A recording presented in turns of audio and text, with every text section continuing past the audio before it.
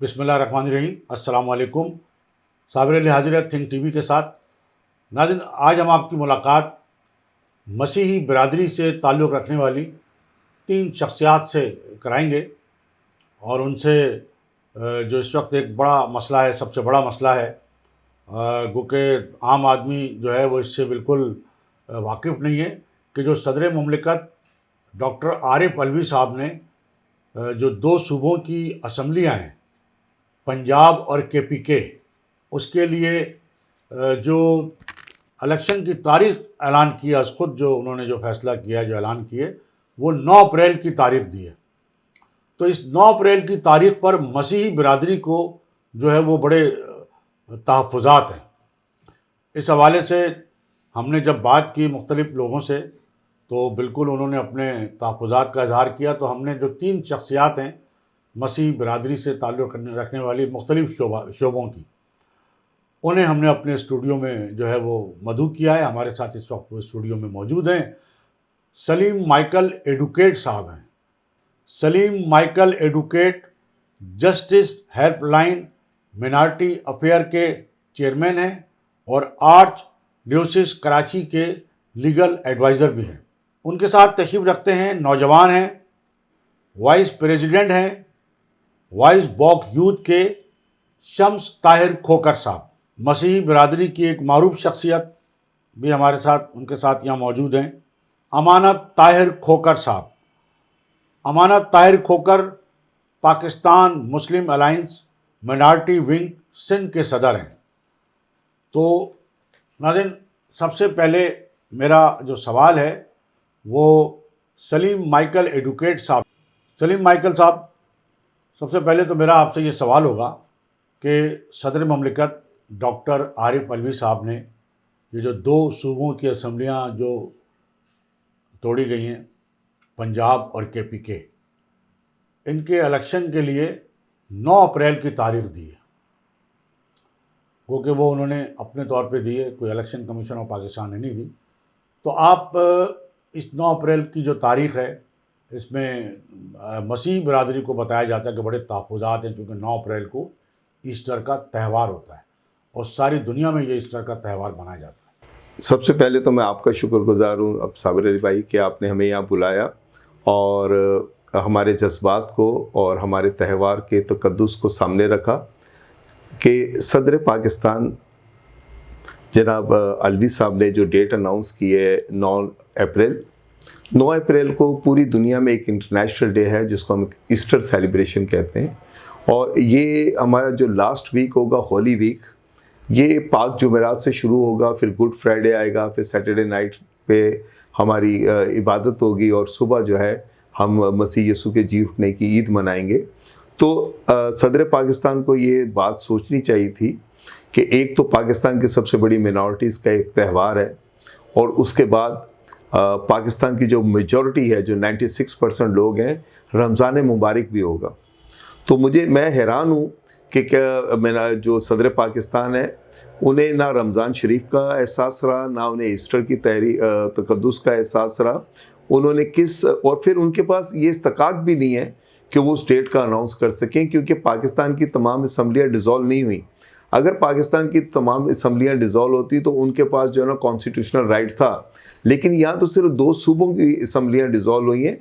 तो ये उनके पास नहीं बल्कि चीफ इलेक्शन कमिश्नर के पास जो है ना इख्तियार है कि वो इलेक्शन कब अनाउंस करता है। सूबे के गवर्नर के पास देखिए, सूबे का गवर्नर असम्बली का इख्तियार जो है वो सदर पाकिस्तान के पास और सूबों का इख्तियार जो है वो गवर्नर साहब के पास। और गवर्नर साहब से भी ये कि चीफ इलेक्शन कमिश्नर बाकायदा उसके ऊपर तमाम अथॉरिटी से, स्पेशली लॉ इन्फोर्समेंट से, उनकी पोजीशन लेके फिर अनाउंस कर सकता है। तो मैं समझता हूँ कि अलवी साहब ने जो ये किया है, तो हमें इस तारीख पर जो है ना बड़ा दिली सदमा है कि इस तरीके से अलवी साहब ने भी, और कराची में जो 25 दिसंबर को यानी 24 को जो इन्होंने एक जलसा अनाउंस किया था, वो भी नेक्स्ट डे हमारा क्रिसमस था, ईस्टर और सैटरडे को जो है ना बड़ी रात थी, 24 की नाइट थी। कराची की रोडों को, कराची के एतराफ़ को जो है ना ब्लॉक किया गया। तो उसमें भी मेरा एतराज़ था। हमने कमिश्नर कराची से, DC ईस्ट से सबसे राब्ते किए कि जी तुम जो اسٹریٹ ہماری چرچز کی طرف جاتی ہے جہاں سے ہمارے لوگوں نے آنا جانا وہ روز راستے کھولے جائیں. تو میں سمجھتا ہوں کہ اس قسم کے اقدامات کر کے الوی صاحب جو ہے نا انہوں نے اور پی ٹی آئی نے ہمارے مسیحیوں کے جذبات کو ٹھیس پہنچائی ہے. بہت شکریہ سلیم مائیکل صاحب. اچھا شمس طاہر کھوکر صاحب، آپ نوجوان ہیں، اور دوسرا سوال میرا آپ سے اسی حوالے سے ہوگا کہ یہ کہا جاتا ہے کہ پی ٹی آئی تو باقاعدہ نوجوانوں کی جماعت ہے، یوتھ کی جو ہے وہ جماعت قرار دی جاتی ہے. آپ نوجوان ہیں اور مسیحی برادری سے آپ کا تعلق ہے، اور آپ نے بتایا کہ آپ نوجوانوں کی ایک تنظیم کے جو ہے وہ وائس پریزیڈنٹ بھی ہیں. تو آپ یقیناً جب نوجوان ہیں تو عمران خان صاحب کو پسند بھی کرتے ہوں گے، لیکن یہ جو فیصلہ ہے عارف علوی صاحب کا، کیونکہ اس دن ایسٹر ہے، تو اس کو آپ کیسے دیکھتے ہیں؟ پہلے تو بہت شکریہ تھنک ٹی وی کا جنہوں نے یہ موقع دیا اور اتنا امپورٹنٹ ایشو ریز کیا اپنے پلیٹ فارم سے، مسیحی لوگوں کے لیے، ہماری پوری قوم کے لیے. اور لیگلی تو سر بتا چکے ہیں کہ کیسے وہ پاسبل نہیں ہے کہ وہ ڈیٹ اناؤنس کر سکے. اور جو یوتھ کے آپ نے جذبات کا پوچھا، ووٹ کا پوچھا، احساسات کا پوچھا، وہ بھی میں تھوڑا سا بیان کر پاتا ہوں جو یوتھ کا نمائندہ ہونے کے ناطے، کہ یوتھ تو ووٹ کے لیے نکلتی ہے اور وہ عمران خان کو پسند بھی کرتے ہیں. میرے خیال سے وہ نوجوانوں کی وجہ سے پاپولر لیڈر ہیں ابھی تک.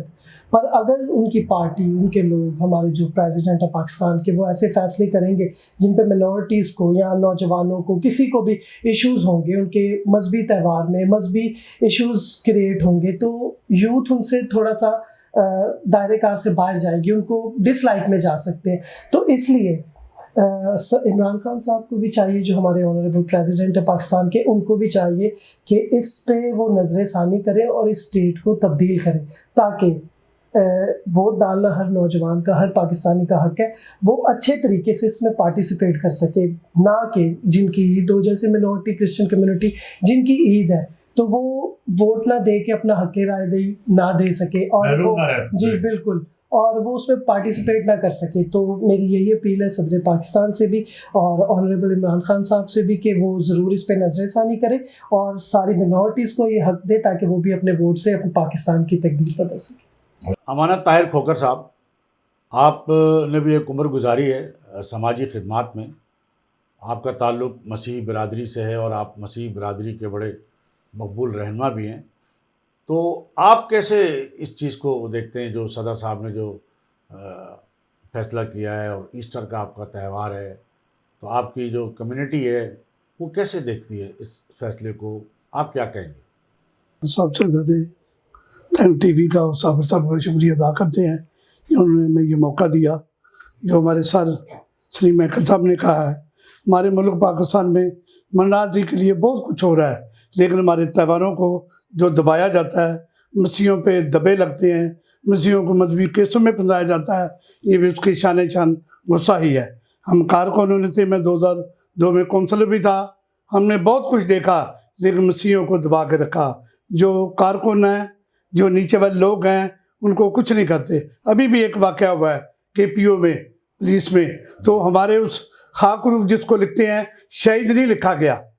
میری ریکویسٹ ہے، یا دوسرے سپاہی شہید ہوئے ہیں، وہ اجمل جو مسیح ہے وہ بھی شہید ہونا چاہیے. جو واجبات انہیں ملے ہیں انہیں بھی دینی چاہیے.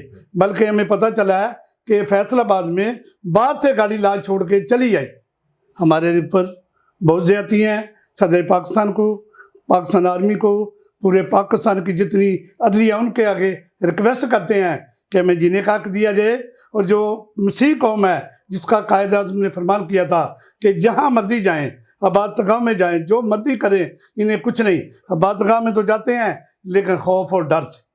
یہی بات ہے کہ 9 اپریل کی جو بات سر نے کی ہے، جو بیٹے نے کیا ہے، بلکہ دونوں رمضان ہیں، ان کا بھی، مسلمان بھائیوں کا بھی، کرسچن بھائیوں کا بھی رمضان المبارک ہے، روزے ہیں. ابھی میں چرچ سے ہو کر آیا ہوں اور دعا کی ہے صدر پاکستان کے لیے کہ مسیحیوں نے عقل و برکت دے تاکہ وہ اپنے ملک میں رہنے والے مسیح اقلیت پہ اپنا ہاتھ رکھے، مسیح یسوع کے پیر نظام سے.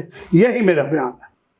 سلیم مائیکل صاحب، آپ چونکہ وکیل بھی ہیں اور وکیل ہونے کے ناطے آپ یقیناً لوگوں کو مفت قانونی امداد فراہم کرنے کے لیے بھی بڑی اپنی کاوشیں کرتے رہتے ہیں.